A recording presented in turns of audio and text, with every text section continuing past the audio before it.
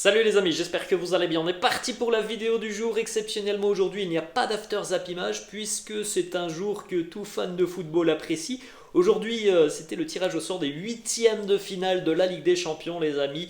Et on est donc fixé notamment sur le futur adversaire du Paris Saint-Germain en huitièmes de finale. On rappelle que le PSG a terminé deuxième de son groupe dans les dernières secondes de la dernière journée de la phase de groupe de Ligue des Champions. Et vous allez pouvoir le constater, les amis, ça change tout pour le Paris Saint-Germain puisque la première place était beaucoup plus clémente en ce qui concerne le tirage au sort. On va regarder ça dans quelques instants et puis on va regarder aussi évidemment les autres affiches. On tentera de désigner un petit peu les favoris de ces confrontations. Vous avez donc juste à côté de moi, les amis, le tirage au sort complet de ces huitièmes de finale de la Ligue des Champions. On retrouvera donc Leipzig face à Manchester City, Bruges face au Benfica, Liverpool face au Real Madrid, remake de la finale de l'édition précédente, Milan face à Tottenham, Francfort face à Naples, Dortmund face à Chelsea, l'Inter Milan face à Porto et enfin donc le Paris Saint-Germain face au Bayern Munich. Comme vous pouvez le constater, les amis, on l'a dit il y a quelques secondes, c'est pas du tout la même chose pour le PSG. Si les Parisiens avaient terminé en tête de leur groupe, ils auraient affronté Bruges. Si le PSG a terminé deuxième de son groupe, le PSG affronte l'un des ogres de la compétition, le Bayern Munich. Malheureusement, pas de chance au tirage pour le PSG qui l'année passée avait affronté le Real en huitième de finale de la Ligue des Champions.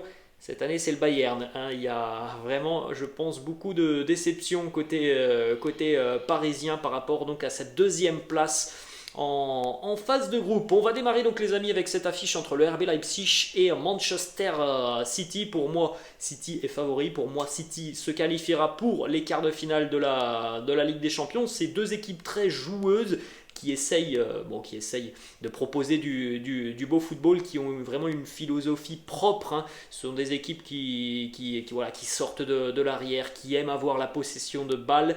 Malgré le fait que cette équipe de Leipzig est très séduisante, les amis, je pense que la marche sera trop haute pour le RB face à City. City qui reste sur une finale de Ligue des Champions, plus une demi-finale l'année passée qui s'est jouée à quelques minutes avec cette remontada du Real Madrid. Donc voilà, City court toujours après cette Ligue des Champions. Peut-être que l'ajout d'Erling Haaland est ce qui va faire pencher la balance pour les Citizens dans des matchs importants.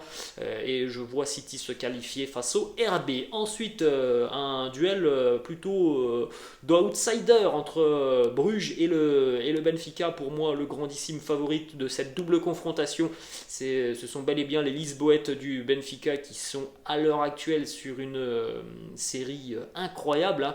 Alors Ligue des Champions déjà, il faut le dire, ils ont terminé devant le Paris Saint-Germain, c'est pas n'importe quoi les amis, ils n'ont pas perdu sur cette double confrontation face au PSG en championnat, ils sont énormes tout simplement, en championnat portugais, ils écrasent la concurrence.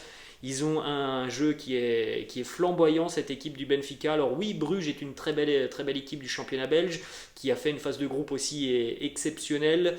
Seulement la deuxième équipe belge à sortir de la phase de groupe, donc bravo aux Belges. Mais voilà, on l'a vu sur la fin de la phase de groupe, ça a été quand même plus compliqué. Ils maîtrisent beaucoup moins leur match. Donc de ce que je vois du Benfica, les amis, pour moi le Benfica est grandissime favori de cette double confrontation face aux Belges de Bruges. On poursuit les amis avec la troisième affiche de ces huitièmes de finale de la Ligue des Champions et c'est déjà une très belle affiche entre le Real et Liverpool, remake de la finale de l'édition de l'année passée. Et on rappelle aussi qu'en 2018 c'était déjà aussi l'affiche d'une finale de Ligue des Champions, 2022 c'était aussi l'affiche d'une finale de Ligue des Champions, et à chaque fois c'est le Real qui sort vainqueur face à Liverpool.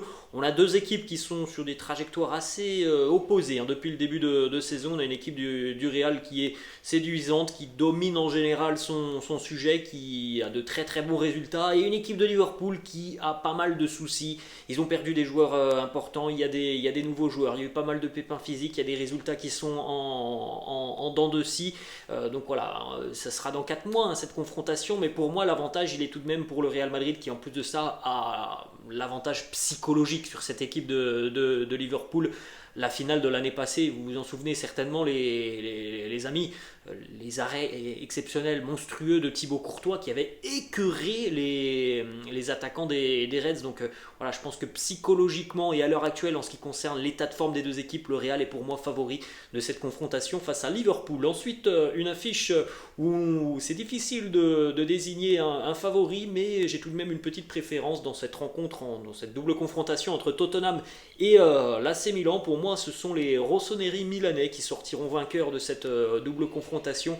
Je reste tout de même vraiment assez peu satisfait de ce que j'ai vu de Tottenham cette saison, et notamment depuis un mois et demi maintenant. Ils ont perdu des joueurs importants sur blessure, et j'ai eu l'impression que voilà, sans ces joueurs importants, les Spurs étaient méconnaissables.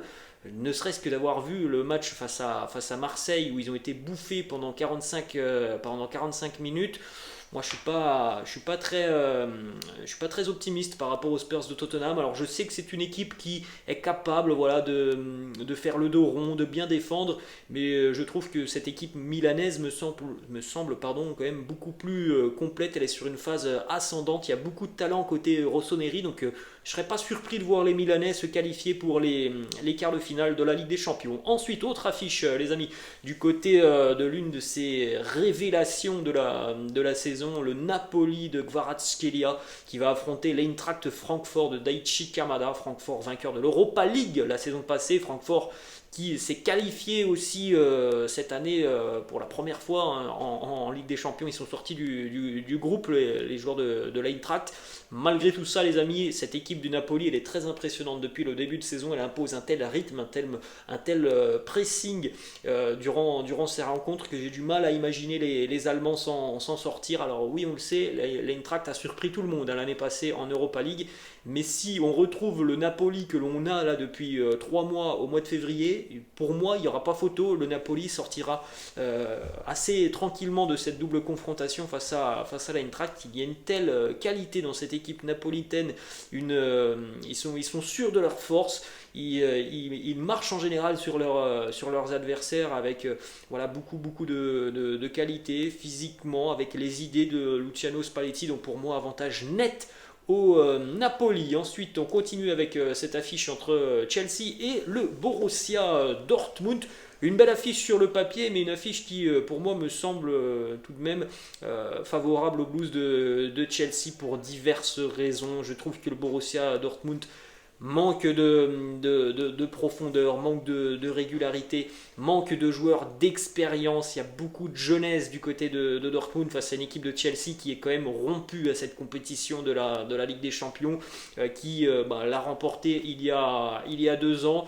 Donc pour moi, l'avantage il est pour les Blues de Chelsea. Ce sont deux équipes qui depuis le début d'année sont, on va dire, dans des situations assez intéressantes, même si on attendait peut-être un petit peu mieux des Blues de Chelsea. Il y a eu ce changement d'entraîneur, et puis cette équipe du Borussia Dortmund qui est capable de très bonnes choses, qui est capable aussi d'être beaucoup moins bien. Donc pour moi, l'avantage il est pour les Blues de Chelsea qui collectivement me semble beaucoup mieux armé, défensivement aussi, donc avantage pour moi en ce qui concerne Chelsea. Ensuite, autre affiche, les amis, entre Porto et l'Inter. C'est une affiche qui me semble vraiment compliquée à pronostiquer, parce que on a un Inter quand même à deux visages depuis le début d'année, donc difficile de savoir comment seront les interistes dans 4 mois face à une équipe de Porto très surprenante.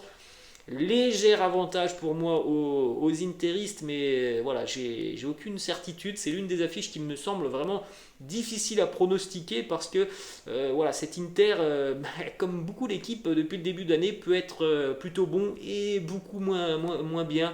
Donc voilà, je donne un léger avantage aux interistes, mais voilà, j'ai aucune certitude sur cette double confrontation. Et on va terminer donc, les amis, avec l'affiche tant attendue, ce Paris Saint-Germain Bayern Munich, encore une fois. Une grosse écurie pour les Parisiens qui auraient pu affronter Bruges et le PSG qui va donc affronter le Bayern. Après, bon les amis, on le sait, hein, si Paris veut aller au bout en Ligue des Champions, il aurait fallu à un moment ou à un autre affronter une grosse écurie. Après, on le sait tous, hein, on aime toujours aussi affronter une équipe un petit peu moins impressionnante en huitième et pourquoi pas monter en puissance. Bon, bah, pour le PSG, il faudra monter en puissance directement à partir des huitièmes face à l'un des grands favoris de cette compétition, le Bayern qui a encore une fois été monstrueux en phase de groupe. Alors, il y a des petits soucis parfois en Bundesliga, même si ça semble aller beaucoup mieux pour les Bavarois. Mais franchement, les amis, pour moi, je trouve que c'est un tirage qui peut correspondre au Paris Saint-Germain. Alors, je vais m'expliquer, on le rappelle. D'ailleurs, c'est un match qui a lieu souvent hein, depuis quelques années, ce match entre le PSG et le Bayern. On rappelle l'année Covid et cette finale de Ligue des Champions perdue par le Paris Saint-Germain avec le but de Kingsley Coman. Mais il faut aussi le dire, l'année suivante, le PSG a éliminé le Bayern. C'était encore une fois sur une année Covid où Paris était allé s'imposer du côté de Munich sous la neige, on s'en souvient. Et Paris avait souffert aussi sur le match retour, mais il s'était tout de même imposé parce que cette équipe du Bayern, on le sait, c'est une équipe qui a un énorme potentiel offensif, tout comme le Paris Saint-Germain. Mais c'est une équipe aussi qui parfois peut être très déséquilibrée défensivement parce que voilà, du côté du Paris Saint-Germain, on a toutes les armes nécessaires pour faire mal à cette équipe du Bayern sur les transitions rapides. Personnellement, les amis, je trouve que c'est mieux pour le Paris Saint-Germain d'affronter par exemple le Bayern que Manchester City parce que cette équipe bavaroise, elle peut défensivement être en difficulté face à l'armada parisienne. Donc j'ai envie d'y croire. Moi, la qualification du Paris Saint-Germain, c'est franchement une affiche exceptionnelle. Et les amis, difficile de donner un favori à cette confrontation. Mais moi, j'ai envie de croire au Paris Saint-Germain et au trio, notamment en attaque, qui peut véritablement faire mal au Bayern. Alors oui, le Bayern aussi peut faire mal, ça on le sait les amis. Mais voilà, l'aspect défensif est quelque chose qui, je pense, va être très important dans cette double confrontation. Et je suis persuadé que le PSG a vraiment les armes nécessaires hein, pour embêter le Bayern de Munich. Voilà les amis, la fin de cette vidéo. J'espère que ça vous a plu. N'hésitez pas à me laisser en commentaire ce que vous pensez de ces huitièmes de finale de la Ligue des Champions. Et n'hésitez pas non plus à me laisser en commentaire eh bien, si vous êtes du même avis que moi par rapport à tous ces matchs ou si vous avez d'autres avis. Voilà les amis, la fin. Je vous laisse et je vous dis à la prochaine. Ciao.